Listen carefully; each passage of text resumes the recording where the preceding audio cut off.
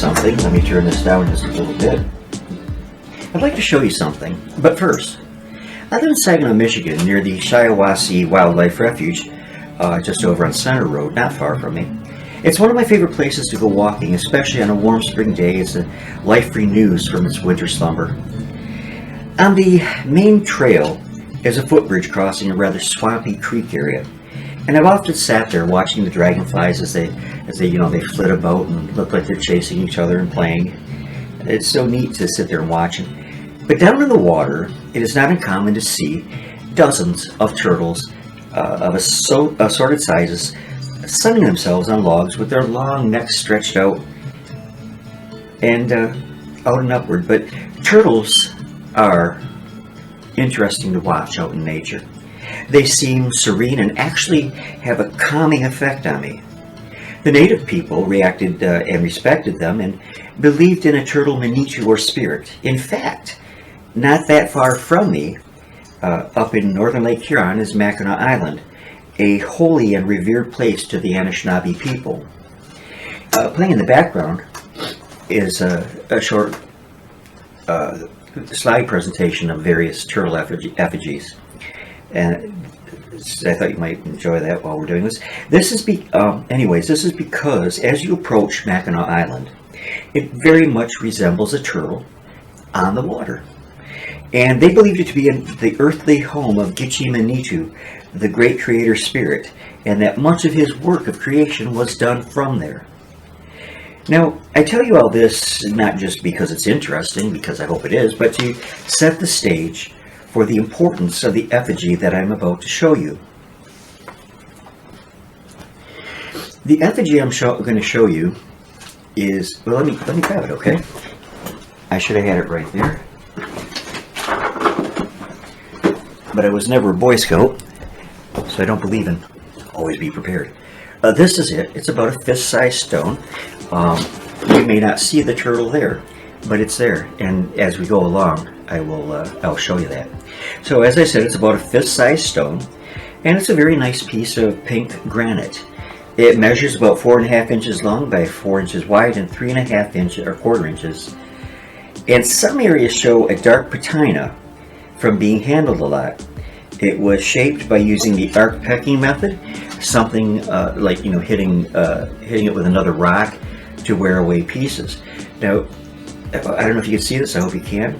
But there's a dark patina on some of the smooth areas, and that happens from extreme handling, and it doesn't completely go away as it lies in the ground.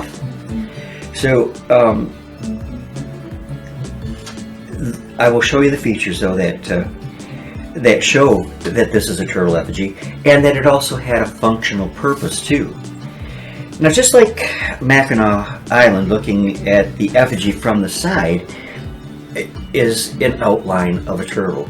You can see how it comes to a closure back here where the tail tucks in, the head here, the stylized legs there, and the dome of the shell itself. So looking at the artifact head on, you can really see how much arc pecking was employed to remove unwanted material from the granite to form the head. All of this material had to be removed around here to form the protrusion for the head. Granite's a pretty hard stone, so I imagine it took a great deal of work to produce that. And then from above, we can see that the pitting on the rock, that it took a great deal of effort to modify the raw material into the desired shape, not just here, but on the whole thing. So it was a labor to do. But going back to the top, there's a groove right here that has been pecked into it, and that groove continues all the way around and onto the bottom here, where the groove is actually even deeper, if you can see that. Sorry about all the car noise in the background.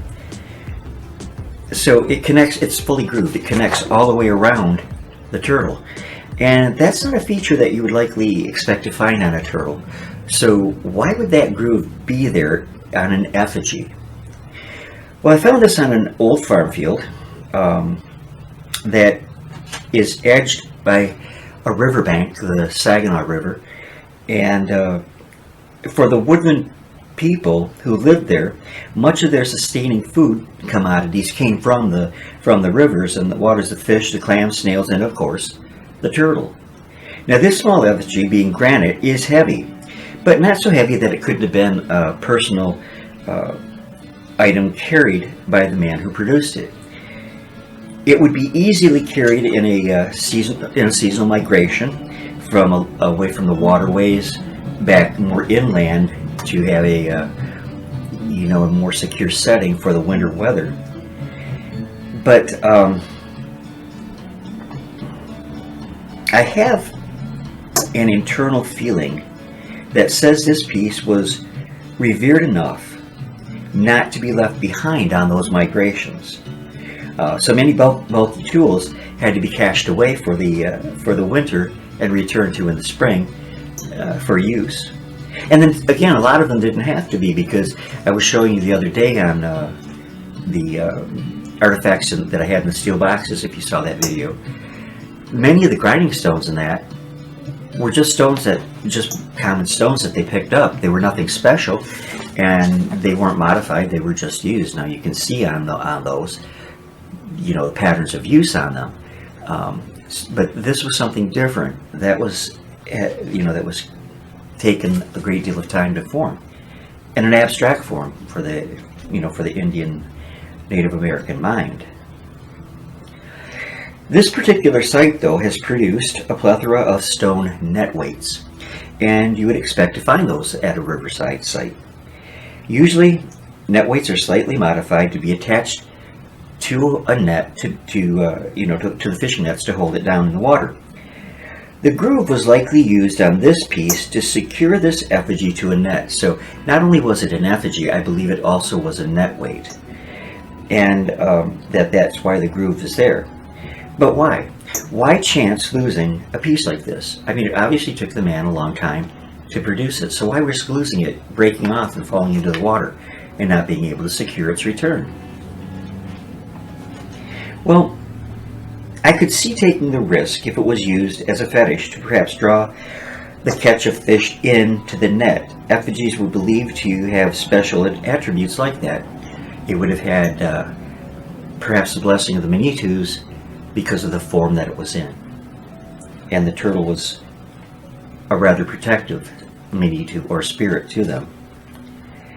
Now, I've found dozens of effigies at this site, and for me the secret of finding them, because they're there, is that to train your eyes, or my eyes, not to just look at the ground for the common arrowhead shape or drill shape, but there's not a set recognizable form for effigies.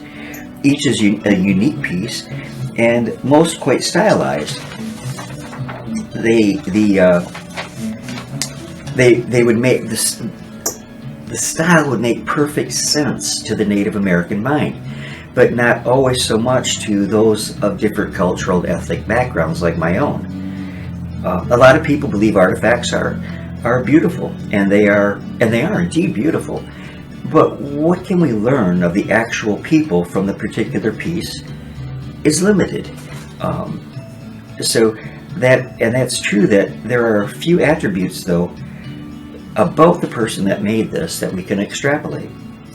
For example, he knew how to work stone quite nicely, actually, which would have made him important to the tribe. Knowing how to work stone helped ensure the success of the tribe, of the family, because you had to have good stoneworkers to make the arrowheads, to make the projectile points, and the axes and all manner of tools that they needed in their daily life. So the guy that made this was probably pretty respected in that community of people living together. But then too, I cannot say that he was a religious man, but he obviously had a spiritual nature as he made an effigy of an important Manitou or spirit. Was it to worship that spirit? Not like we worship God today. but it was made for protection, or to draw the large catches of fish for the tribe. Now, I'm going to come out and tell you something that no one else knows, but now you'll all know it, and that's fine. That's fine with me. I am an empath, which means in this case I can tap into energy implanted on an artifact about those who most handled it, who used it the most. When I do this, I keep a piece close to me for several days that I'm, feeling a special attraction to, and it was the case with this too. And this may sound odd, but it's not really. Sometimes even for weeks I will sleep with the stone, holding on to the stone, almost like bonding with it. So let me tell you about the impressions I received of this effigy and who it belonged to. I saw just a small corner of a bark lodge, not birch bark, maybe elm, and it was dark, but a door covering of an animal pelt was pulled back, and that small corner was lighted and very dusty. I could see the dust flying in the air. There was a basket there about 15 inches long and 3 to 4 inches tall, and it was made from thin strips of wood, looked old, seen many seasons of use. A strong male hand in what I see reached down and lifted the effigy from the basket, and I could hear people talking, but I cannot understand them, of course. I saw a man come into focus, average height, muscular. He smelled funny, kind of greasy, something that had been applied to his body. His face is hazy, but he wore a black gorget around his neck, and it looked like it was there suspended by a fine piece of woven cordage. And it's hot and feels like a humid summer day, and his clothing was, as typical, very scant, a loincloth, bare feet.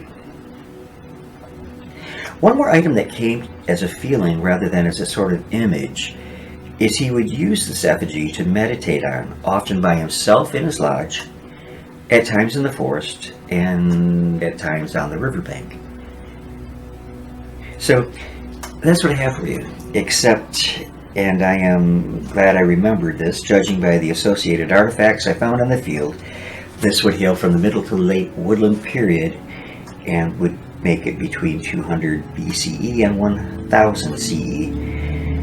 And so it's a fascinating piece. You see the form of the turtle, looks pretty much like Mackinac Island. You see it head on, you see the head protruding. Looking at it from the top, you can see the stylized legs on the side. Looking at the top again, you can see the groove which follows all the way around. So a pretty nice piece. In closing, let me know your thoughts. I love to hear from you, and I'll be back soon with a look at a few more effigies and other artifacts that I've been fortunate enough to recover from a very old farm field here in Saginaw, Michigan. Thank you, God bless you, love you all, and see you again real soon, God willing. Later.